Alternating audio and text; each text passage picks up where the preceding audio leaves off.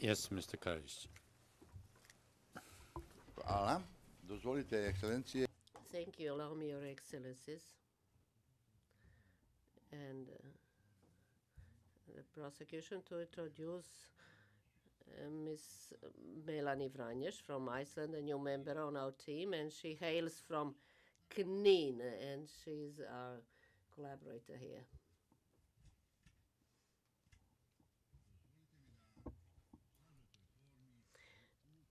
Allow me to point in condensed form to exhibits in the transcript which manifestly show the cardinal mistakes committed by the investigators on whom the prosecution relies, and these mistakes, these mistakes have rendered these materials totally unusable.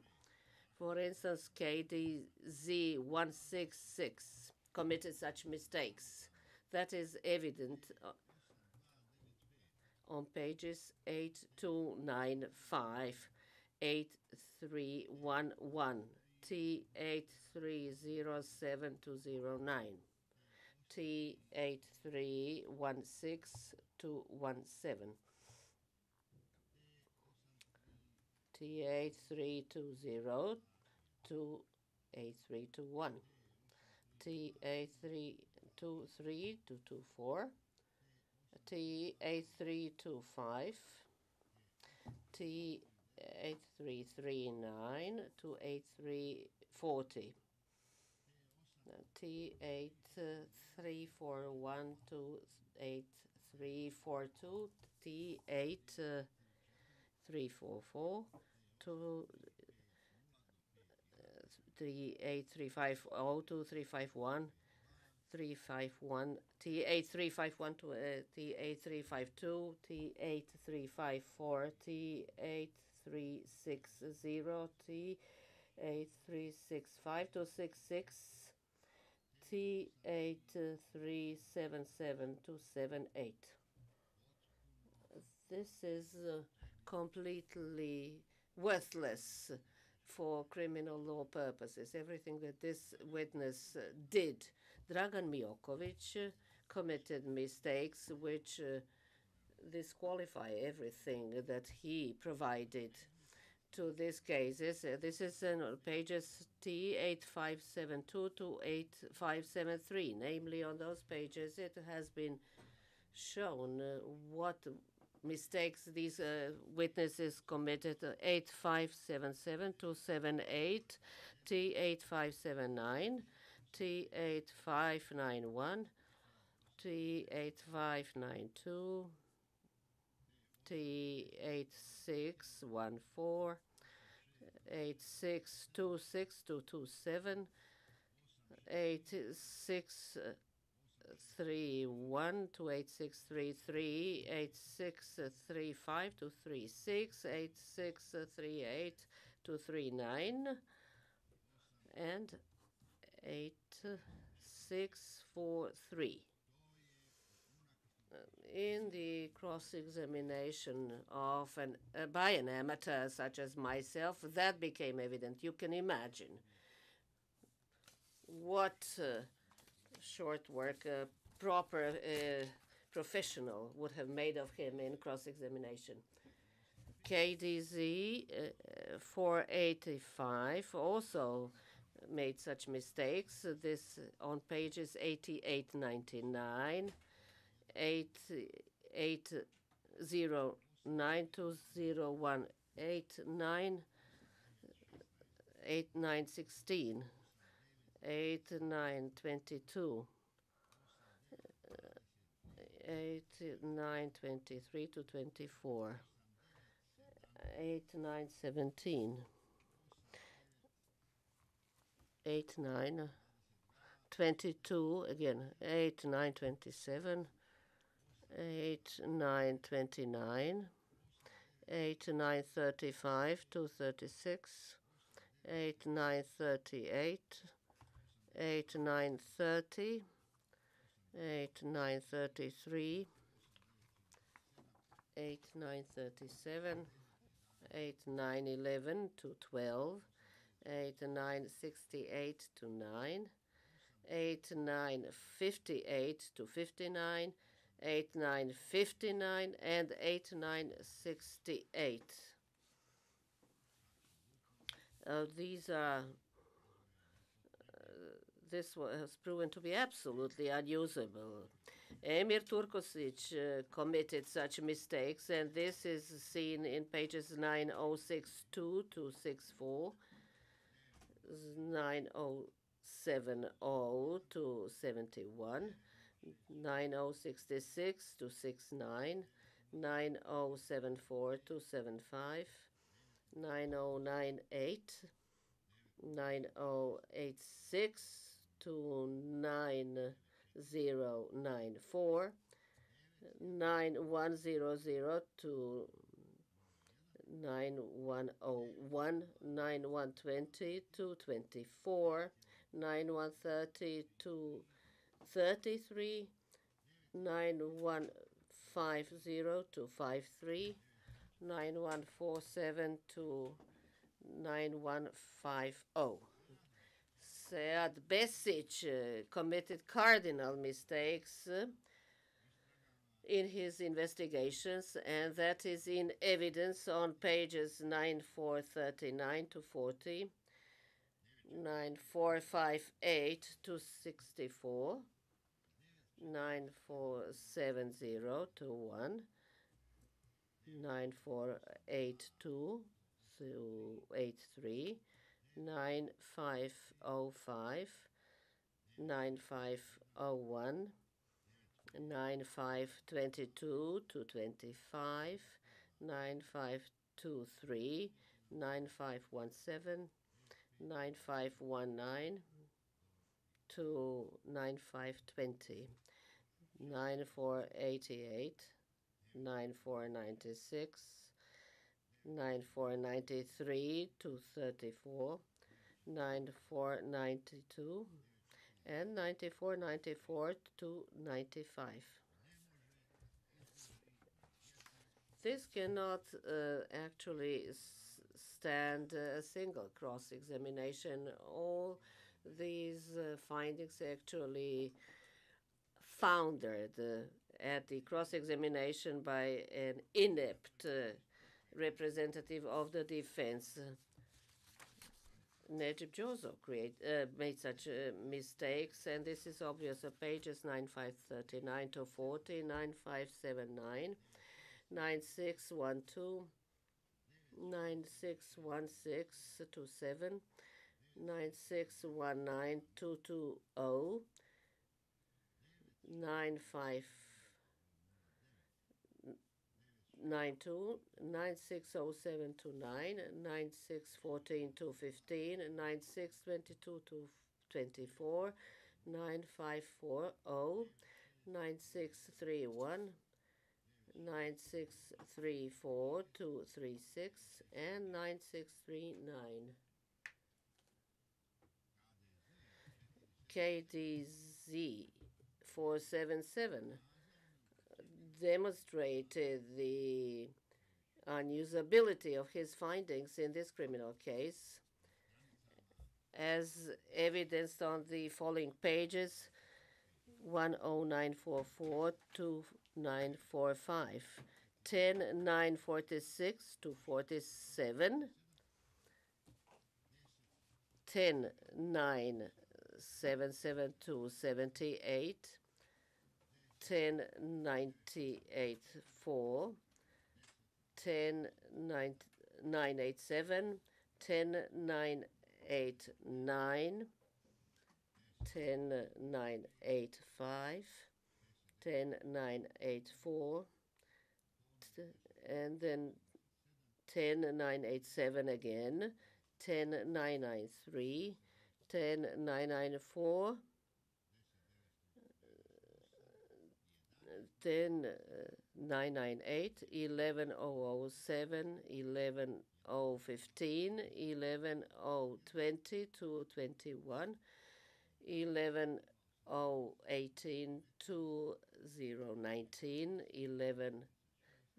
036, 11038 240, 11047 28, 11054 255, 11058, 11056 258.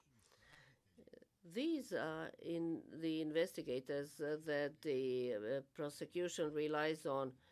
In our system, the investigating judge would do this rather than the defense, and he would actually either return it to them for additional processing or dismiss it.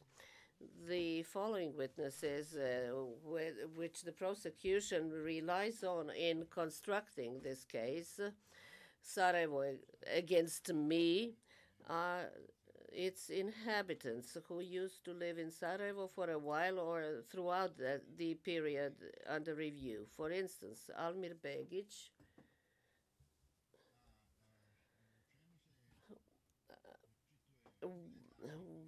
what is their not unusability as witnesses reflected in most of them never saw any of the 45,000 of the combatants of the army of Bosnia and Herzegovina. They never heard about the units, battalions, companies, brigades of that army. They never heard about the staffs of the army. Amir Begić, for instance, did hear that the deltas did have a staff in Velašići. And simply, they are not of any use as witnesses. Almir Begić demonstrated how unusable he is as a witness on pages 9982 to 85, 9979 to 80, 9985, 9986, 9988 to 89, 9989, 11750, 11751, 11752, 11765, 11766, 11763, 11764, and 11771.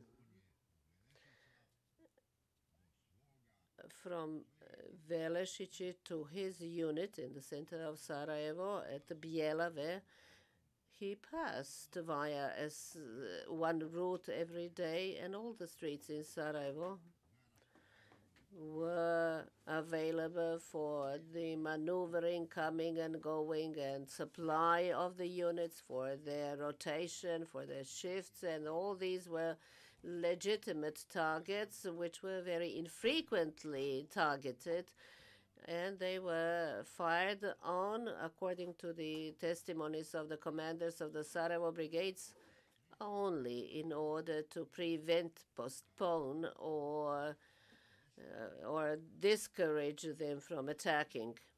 Alen Gicević, also a witness for the prosecution, either did not know about or he lied about facts associated with legitimate military targets in Sarajevo, as can be seen on the following pages: 7630, 7636, 7638, 7628 to 30, 7632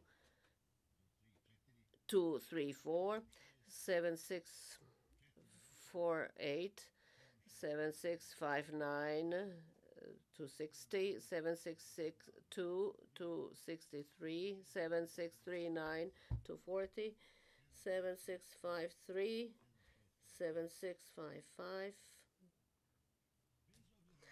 Irrespective of the fact whether a witness doesn't know, didn't know, or was deliberately lying, the testimony of such a witness is of no use.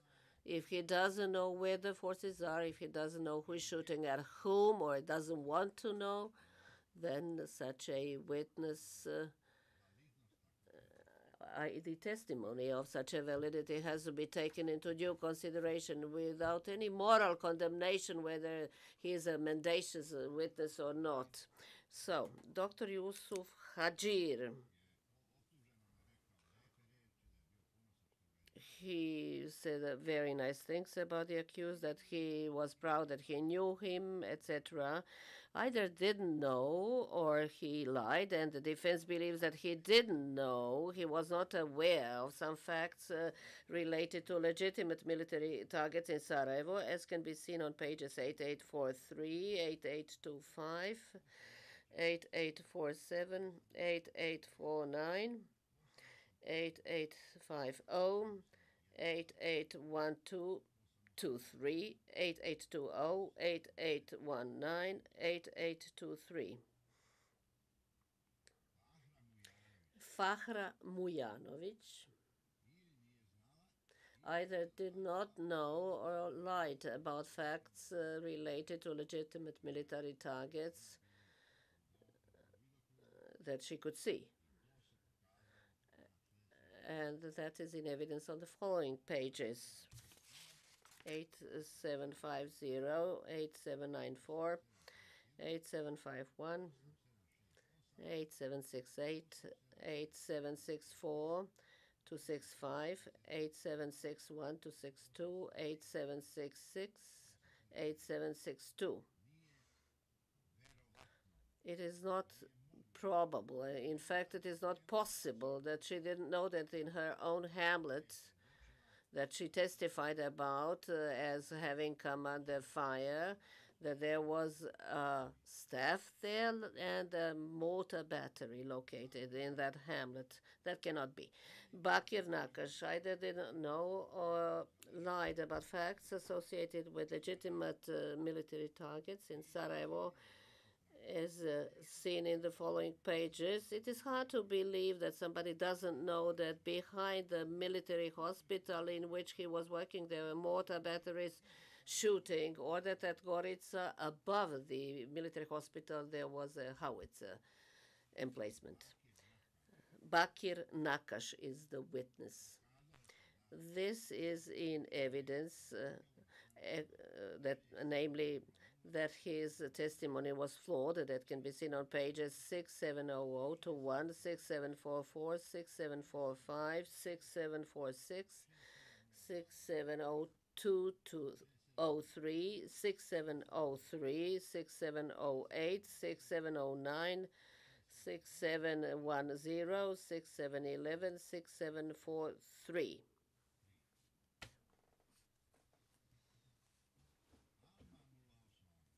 Alma Mula Osmanović either did not know or she lied about facts related to legitimate military targets and events in Sarajevo, and that can be seen on pages 6753, 6762, 6764, 6766 to 7, and 9779. And another trial chamber in the General Milosevic case concluded this, and I believe it was paragraph 352. Amprofor reported that there was an exchange of fire around Vrbanja. The Army of Republika Srpska claimed that there had been an exchange of fire. The observers also confirmed that there was an exchange of fire, but Alma said that there was no exchange of fire. She was sitting in a tram and she only passed through the zone in which fire was being opened for 20 seconds. And the trial chamber actually relied on what Alma said, that there had been no exchange of fire. She was hit by a bullet from another burst. We heard her. She testified here. So this bullet came from another burst of fire. It was obvious that she had not been the target and that it had not been sniper fire. But that paragraph remains on account of which General Milosevic got a few years. Fatima Zaimovic, one of the witnesses among the inhabitants of Sarajevo, was not aware of or lied about facts associated with legitimate military targets in Sarajevo, and this is on the following pages. Let me just remind you, this is the lady witness. She saw from Brijeka on Osmice cannon opening fire. She saw the shell coming out of the barrel and traveling through air, and such other hilarious things, and she failed to see a tank which was just 50 meters away from her house at Brijeka. She didn't know that her son was a member of the 105th Brigade, which was a very powerful, very well-equipped brigade in Sarajevo, and held Brijeka. So Fatima Zaimovic, the wife of a friend of mine from my youth, as a matter of fact, was shown not to tell the truth on pages 1898 to 9, 1891, 1904 to 005, 1908 to 10, 1963 to 4, 1966, 1975 to 81, 1989 to 90, 1990 to 1, so 1990 to 1, 2002 to 3, 1928 to 9, 1910, 1929 to 1930. So, many facts that discredit this witness, though her testimony was short. Milan Mandilovic either did not know or lied about facts related to legitimate military targets in Sarajevo. He had to know about this. And this became obvious on the following pages of the transcript: 5374, 5378, 5384, 5435, 5382, 5385, 5389, 5424, and 5440 through 3. So many things, not knowing so many things, and yet testifying. This shows how useless all that testimony is in a criminal case. Of course, none of that was obvious on the basis of amalgamated statements. The defense had to exert pressure and to squeeze this out of them because of all the contradictions and all the ludicrous statements that we heard, not to mention other witnesses like Asad Muratcevic, who smuggled shells across the lines, and when he was arrested, he wondered why he had been arrested. Quite simply, it is to be expected. The defense hopes that the trial chamber is going to double-check each and every allegation made and that they're not going to take anything at face value. Since there's one more witness left, I'd like to ask that we move into a private session for a few minutes so that we can indicate the essence of his testimony. Before we go into private session, line 15 on previous page should read Zaimovic, correct? And line 20 should read Mandilovic. Tako, Excellency. We'll go That's right, Your Excellency. session.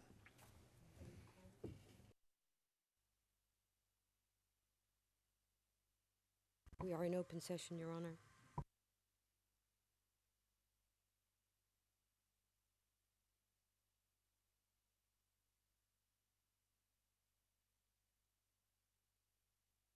Ovdje smo vidjeli da tužilac We saw here that the prosecutor, Ms. Gustafsson, is alleging once again, as in the indictment, as if nothing had happened, as if all this evidence had not been called. She claims that President Karadžić ordered the cessation of the alleged shelling of Sarajevo only after Markal in 1994, and because of pressure exerted by NATO, and that it was only then that he ordered the Sarajevo-Romania Corps to respond to fire from the BH Army, applying a 1-to-1 ratio.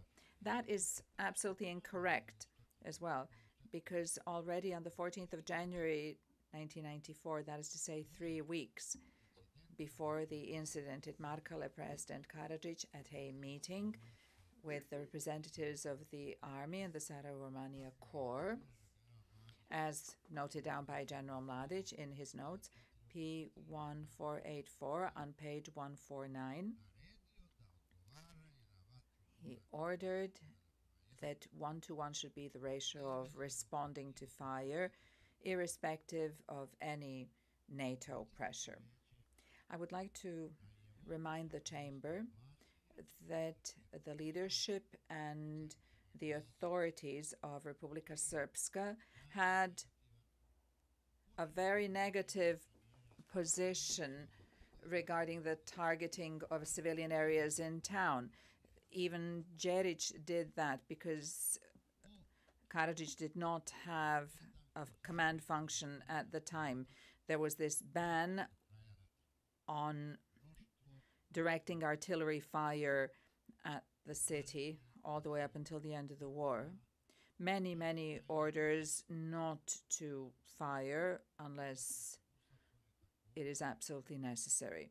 Ms. Gustafsson also said that Gengo, Sladoje, and General Milošević, as defense witnesses, confirmed that they did not take any cautionary measures when they opened fire at the city. This is what the witnesses actually said on transcript pages that were quoted by Ms. Gustafsson. Gengo on T29781. I'm going to read it out in English. Fire was never opened if it was not a response to enemy attack.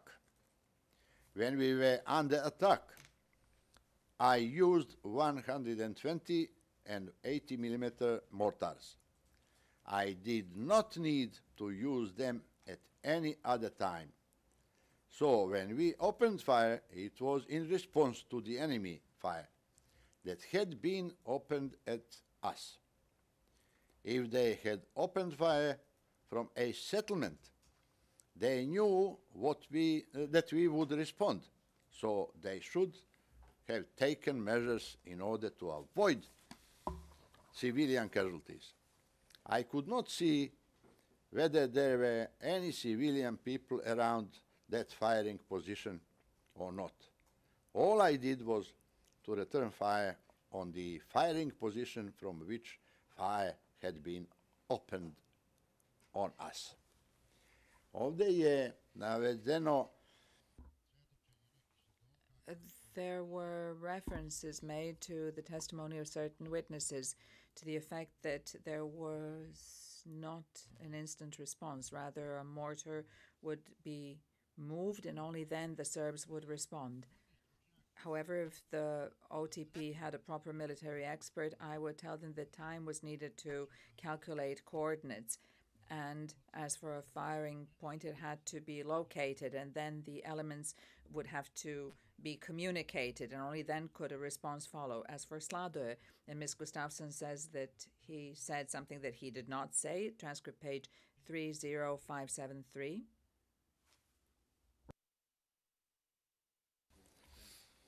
rekao je there were This is what he said. the civilian population lived in Karadžić, Serbian settlement. To je moja reč, srpsko naselje. I inserted that Serbian settlement. There was this unity of the army and the civilian population, because impossible to live in any other way. That is to say that not a single neighborhood was civilian only. It is a neighborhood where people live, but also the military was stationed there, and that is practically the way it is in all urban areas where there was a military presence. How can you expect us not to open fire if our positions are jeopardized? And the other side includes both civilians and soldiers. They are both present there, so it is the soldiers who are firing at us that are jeopardizing the civilians on both sides. On that side, ja mogu da dodam na obe strane. I can add on both sides. Now just look at how big Sarajevo is. Look at its surface. And it is very fortunate that the trial chamber visited Sarajevo. There are civilians living throughout this urban area. However, not all points were targeted. There were many neighborhoods where a shell never fell. Why did the OTP not make an effort to see why Bjelave was not fired at, why different neighborhoods were not fired at, where Muslims and Serbs live as well, or predominantly Muslims? Why? Because nobody was shooting at us from there. We heard a defense witness here who confirmed that there were almost 300 mosques in Sarajevo and that they're full, especially on Fridays. And no one ever targeted any one of them. And I think that somebody from the trial chamber asked why not, and they said because they were not firing from there. I would like to remind the trial chamber that there are many gasoline stations in Sarajevo. Not a single one was ever targeted. Witnesses of the United Nations spoke here. Actually, we saw a document of the Muslim army. They were wondering how it was that people lived in Sarajevo, that they were walking about living that kind of life, although there was a war going on. That was possible, Excellencies, because if they did not shoot, the Serbs would not respond. Witnesses from the UN say Karadžić had all of that under his control. When an agreement would be reached on a ceasefire or anti-sniping agreement, for a long time there would be no fire. I'm going to tell you why. Because once an agreement is reached, and when somebody is observing the Muslim side, they do not dare violate the ceasefire. And when appeals are issued, the Serbs make promises and declare a unilateral ceasefire, and the Muslim side fires and forces Serbs into responding. So that was not true about Slade.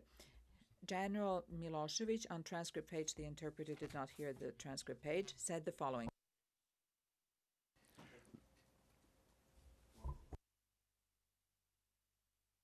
Stranica je T. The page is T32582.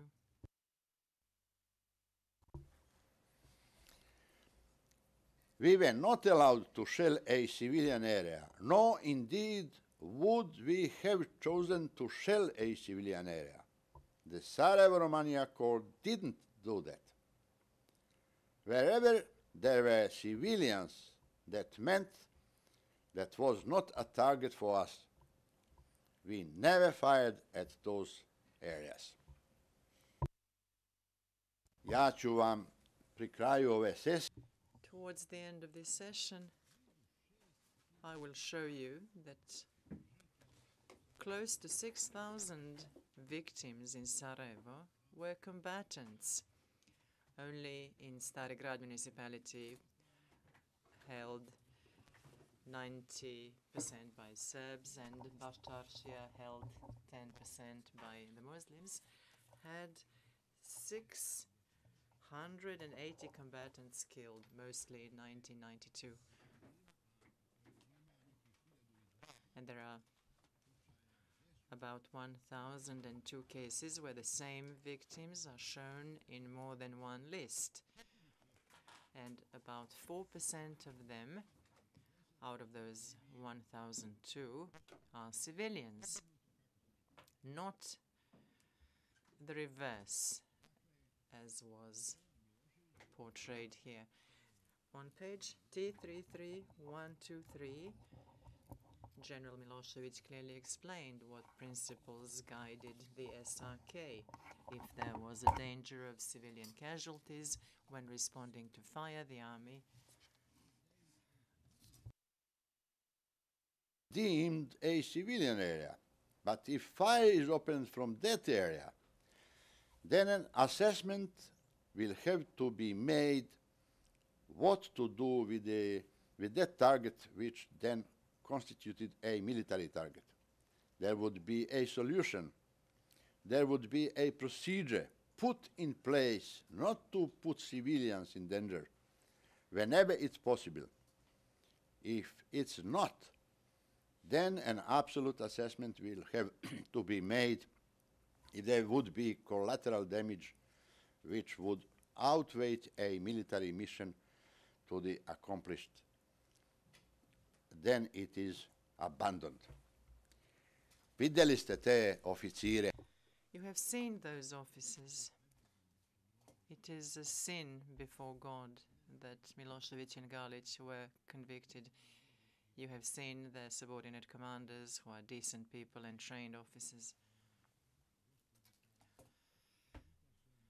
Ms. Gustafsson on page 24, on the second day of the closing arguments, thought she had caught the defense in a contradiction.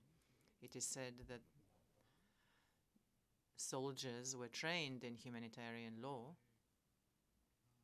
and she says, or rather, we claim that they were untrained. Trained in using weapons is one thing, and trained in humanitarian law is a different thing. Only officers in our system were trained as officers, including humanitarian law, not all the troops. Ms. Gustafsson stated that only one document out of the 100 mentioned in paragraphs 2392 to 2394 of our final brief referred to fire opened from Kosovo Hospital by ABH. But in D 2798, it says that ABH fired 6 82mm mortar shells from Kosovo Hospital, or D507 shown to General Razek, a video clip of the statement of Lord Owen about ABH opening fire from the Kosovo Hospital.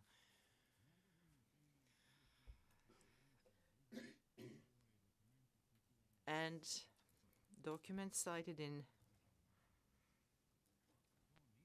paragraph 1955 of our final brief mention mortar fire from many other civilian buildings, not only the hospital. And such things happened every time there would be a lull, and Sarajevo disappeared from the front pages and headlines in international media.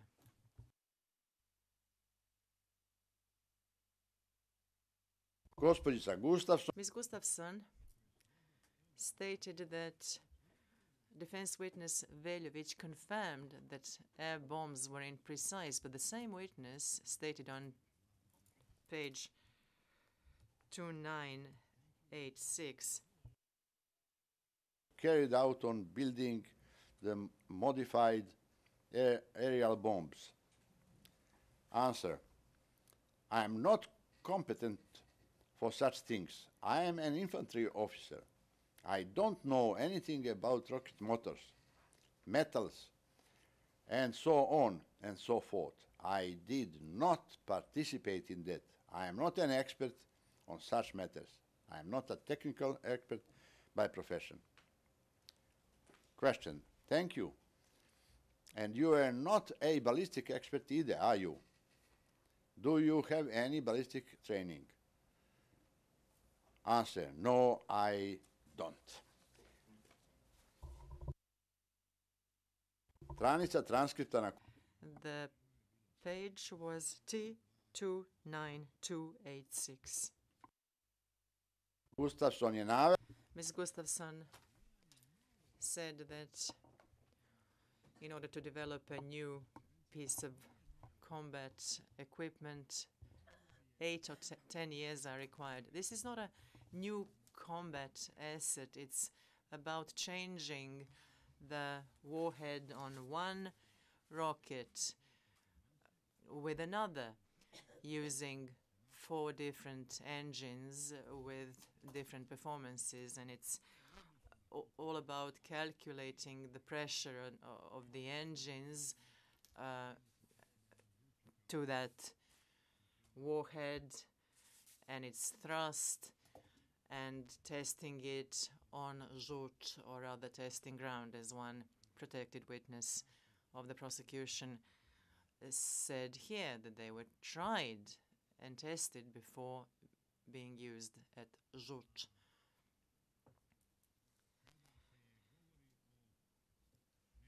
Speaking of imprecision, the imprecision of this weapon in another case which is still pending, the judge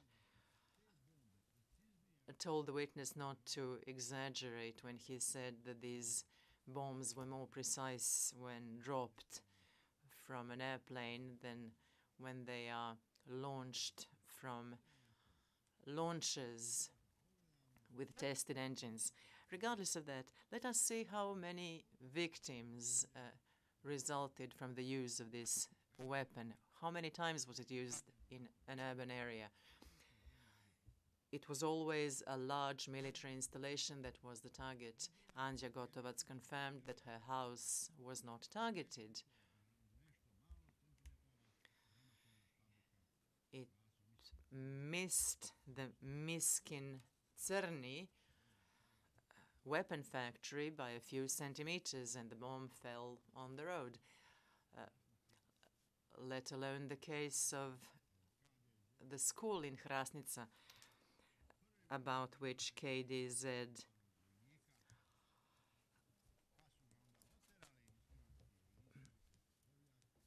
they interpreted it in here, the number of the witness. He was the first one to get to the school, and the first time he didn't see either rocket motors, just an old woman, no soldiers. And the next day he came, he was served completely different evidence. That is an investigation that Berko Zečević started again 12 years later to establish that it was the way he said it was. Berko Zečević was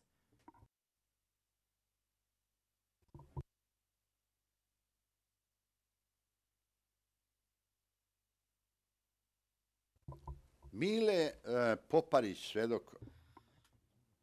Mile Poparić, expert witness, on page T3 to 39042 to 43, said that such a weapon could be developed within 8 months, 6 to 8 months, and perhaps 6 months is more realistic, considering that already known assets were used to make that weapon. First of all, neither Alsop or other UNPROFOR investigators were able to establish the angle of descent. And it's not possible for Zečević's deviations or error of margin to be acceptable. Zečević determined that at Markale, one angle of descent was 60 degrees plus minus 5. If we accept that the angle of descent of a shell can be determined based on the position of the stabilizer, as Berko Zečević did the next day, with a margin of error of 33%, and Alsop allegedly agreed, as Mrs. Gustafsson said. And based on that, she claims that Alsop confirmed Berko's finding. Then the possible error of 33% in a degree of 60% would be 19.8. So the angle of descent of a shell could be less than 19.8 degrees or even higher than 60 degrees by 19.8. It is a huge range. It means practically that the shell could have been fired by anybody but the Chinese. And it has a maximum angle of descent of 55.3 and the minimal 47.3. So that range is less than 30 degrees all in all. U transkriptu In the record, 55 it should be 85. Line 11.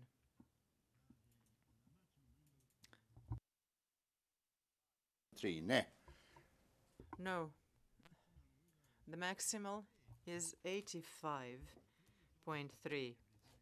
That's from a close range. And the minimal angle of descent is 47.3. Luckily, the trial chamber has been at Markale and they saw for themselves. How probable is it that it was done without calculating the target and without deliberate intent? I leave it to the trial chamber to judge. This court, which is a UN court, and this office of the prosecutor, which was appointed by the United Nations, neglect several official findings of the United Nations regarding Markale 1, and they take into account and rely on the findings of Berko Zečević, a high official of the water industry of Bosnia-Herzegovina, who volunteered not to find, but to prove who had fired.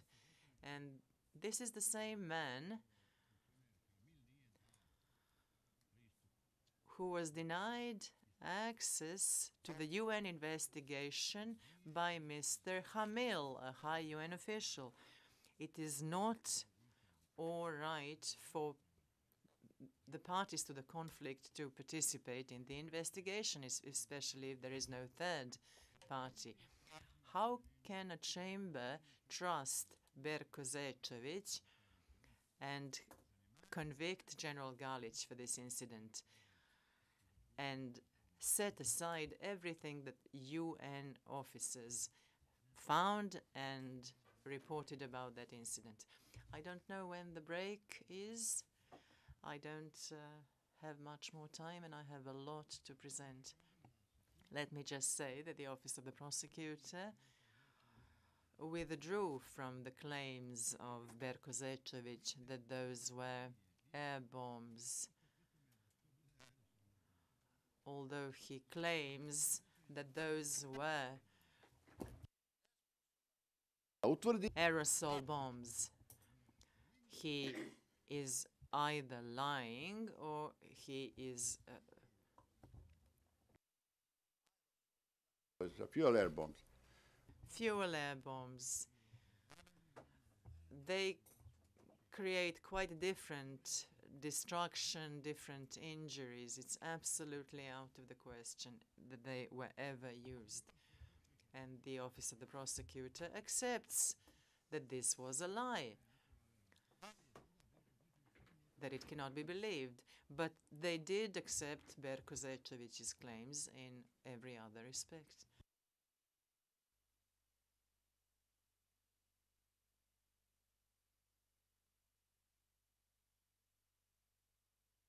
We'll have a break for 20 minutes and resume at 3.